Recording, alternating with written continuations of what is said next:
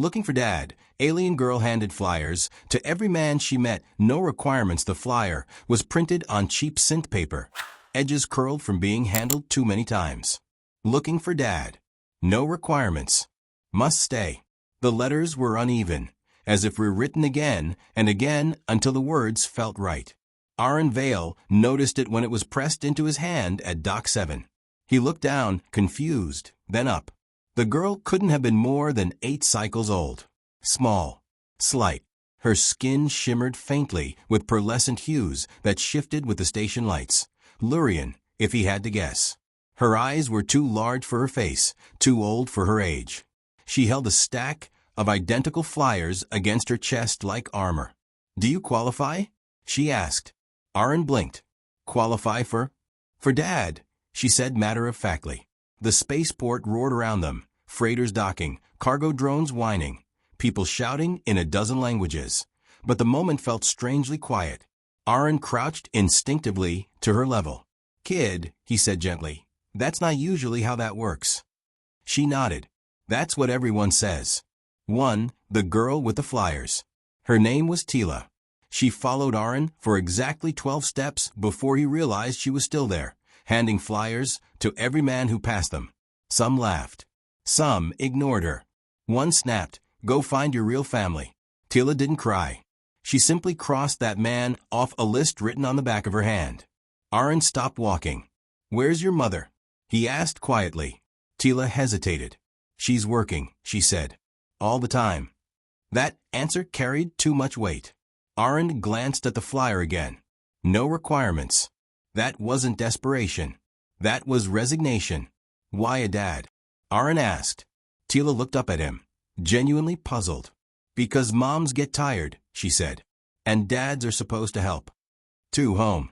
Against his better judgment, Aaron followed her.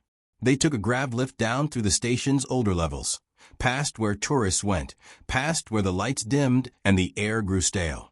Finally, they stopped at a narrow corridor with peeling walls and a door that didn't quite close. Inside, the apartment was clean, but worn thin. A woman sat at a small table, hands shaking as she stitched a torn uniform. Her skin matched Tila's, same Lurian shimmer, dulled by exhaustion. Dark circles lived beneath her eyes. She looked up sharply when Aaron entered. "Tila," she said, alarmed. "What did I tell you about bothering strangers?" Tila straightened. "I didn't bother him. I asked." The woman closed her eyes. "I'm Mara," she said to Aaron. "I'm sorry." "No need," Aaron replied. She handed me this." He offered the flyer. Mara's shoulders slumped. "I told her to stop," she said softly. "I really did." "Why didn't you?" Aaron asked. Mara looked at Tila. "Go wash your hands," she said. Slowly, Tila obeyed. When the door to the tiny washroom closed, Mara exhaled like she'd been holding her breath for years. "My mate died," she said. "Cargo accident. Faulty clamps. The company paid compensation for 3 months." "And after that?" Aaron asked. Mara gave a humorless smile. "After that, they said grief wasn't a work excuse." 3. No requirements. Mara worked double shifts in the station's recycling sector. Dangerous, underpaid, invisible. Tila was left alone most days. "She started making those flyers herself," Mara said. "Said if she found a dad, I could sleep." Aaron felt something twist in his chest. "That's a lot for a kid." "She's Lurian," Mara said quietly. "We mature emotionally faster. But that doesn't mean it hurts less." Aaron stood. "I'm not here to replace anyone," he said. Mara nodded.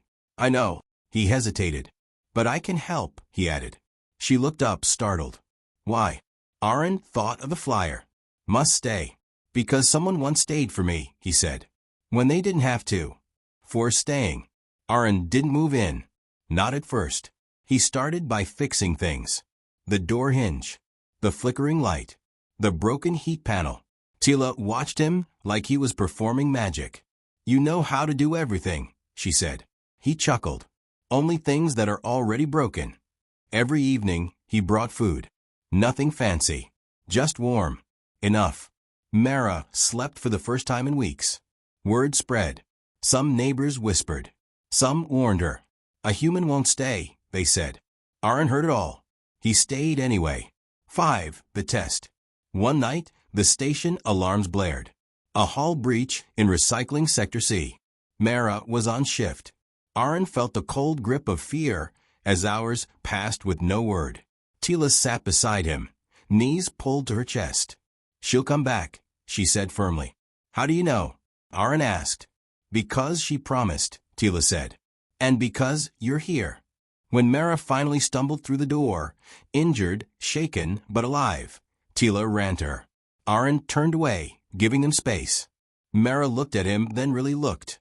You didn't leave, she said. No, Aaron replied. I said I'd stay. 6. The word. It happened by accident. Tila was half asleep on the couch, head on Aaron's shoulder, when she murmured it. Dad. Aaron froze. Mara froze. Tila's eyes snapped open. I didn't mean I can stop. Aaron swallowed. You don't have to stop, he said quietly. But you don't have to rush either. Tila searched his face. You won't disappear? She asked. No, Aaron said. I'm really bad at that. She smiled and went back to sleep. Mara's eyes filled with tears she didn't bother hiding. 7. Choosing each other. Aaron registered as a station technician again. Lower pay. More stability. He walked Tila to school. Taught her how to fix broken toys instead of throwing them away. He never tried to be perfect. He just showed up. When someone asked him what qualified him to be there, he pointed to the flyer pinned above their table. No requirements. Epilogue. Years later, the flyer yellowed but still hung on the wall. Visitors asked about it. Tila, taller now, confident, would grin and say, That's how I found my dad. Aaron would correct her gently. No, he'd say, That's how we found each other.